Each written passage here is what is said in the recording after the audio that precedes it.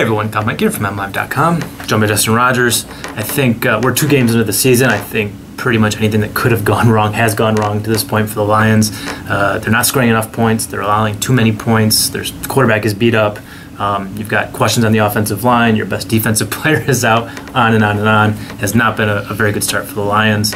But with so many problems, Justin, is there one thing that you can point to that says if the Lions can do this, they can turn this thing around? We might see this similarly, but I'm going to focus on one thing. I think they got to run the ball better. I think if you run the ball better, it kind of cures a lot of the other ails that'll help you pass better because you'll have balance in the offense, help you run some clock. It'll make sure your defense isn't as tired as it is, can help them get off third down better. And I think that still boils down mostly to the blocking. The run blocking hasn't been great. I charted it last game. They were getting hit in the backfield on most carries. Amir Abdullah has talent. Joique Bell has talent, although he's looked a little rusty, a little slow coming out of the gate, just coming back from his injury. I think those are the two bell cows in the backfield, and they just need lanes. They need holes to do what they can do, and if they get that, if they can start getting up to that 4 yards per carry average, I think everything else kind of will balance. Or reach some level of balance. Yeah, I think we see it similarly. The one thing for me would be the offensive line, which is akin to what you're saying. Matthew Stafford, if you look at the numbers, has been pretty good when he's gotten protection in a clean pocket. His passer rating is over 100, but when he's gotten heat, and he's gotten heat more than any quarterback besides Kaepernick and Andrew Luck, he's sub 50. He's around like 43, 44. That's a huge difference. He has to be better, sure, but when he's got all this pressure coming in from tackle, from the ends, and a lot of it coming from Riley Reiff on the blind side, you're going to get a little gun shy. And I think we've seen a little bit with Stafford against Minnesota. You saw him getting flushed out maybe a little quicker than he had to in the pocket, or getting rid of the ball a little faster than he had to. And I don't blame him. We're 2 games in the year, and he's had 2 arm injuries and a chest injury. The guy's beat up. And I think, to get anything going, we can blame Stafford, we can blame the targets to Calvin or the lack of the deep ball, but none of that stuff matters or happens without a clean pocket, without some kind of resemblance of protection, and he hasn't gotten that. And that's nothing to speak of the running game, which you already hit on it. That thing's been awful. 16 yards last week from the tailbacks combined. That's not nearly enough, especially when you consider the talent they have back there in Amir Abdullah. And I still like Joique Bell a lot too.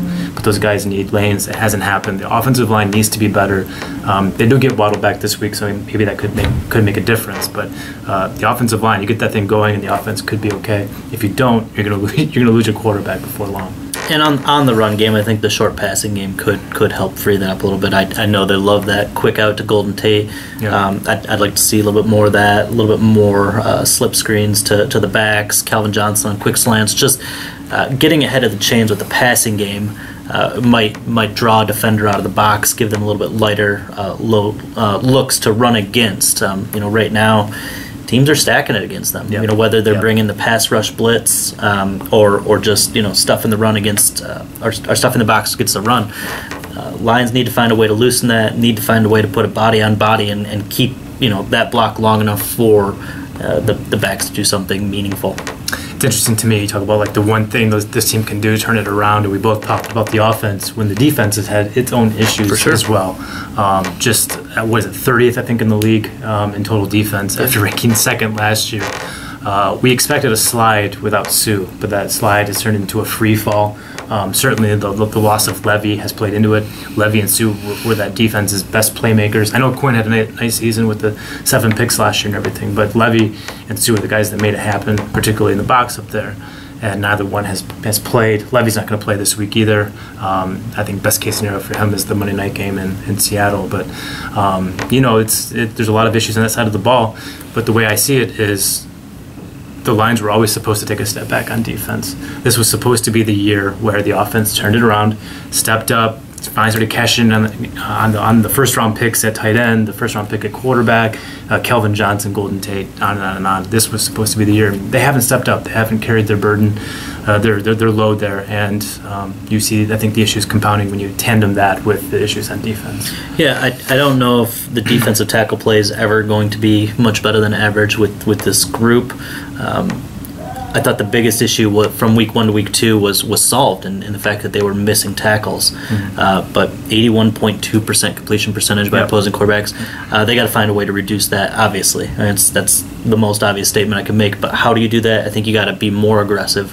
I think you got to challenge at the line of scrimmage to start. I think you have to take away some of the short passes and stop being afraid of being beat deep. That can't be your primary concern. I understand why you don't want to be beat deep, but it doesn't matter if you're going to allow yourself to be nickel and dime to death. See, that philosophy worked last year when they prevented the big play at all costs, and it worked because you make a defense drive against. You make an offense drive against you for 8, 9, 10 plays to score.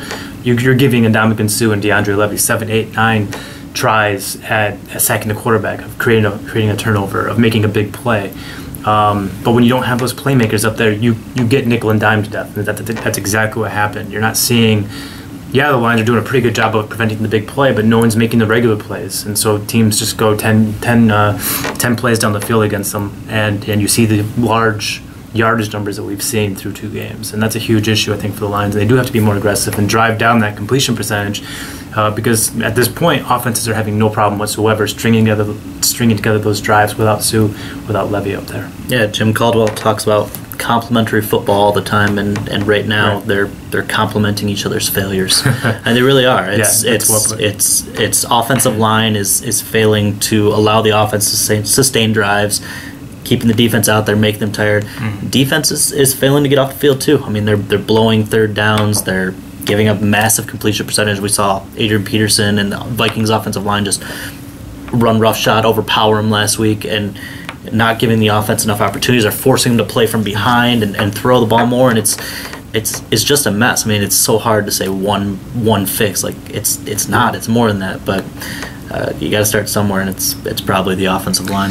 That's what we got for today. Lions Broncos on Sunday night should be a real cool atmosphere, home opener, national TV. It's the first time Sunday Night Football's ever been at Ford Field, so it should be a good time. We'll both be out there, so keep it right here at MLive. For Justin Rogers, I'm Kyle Meinke.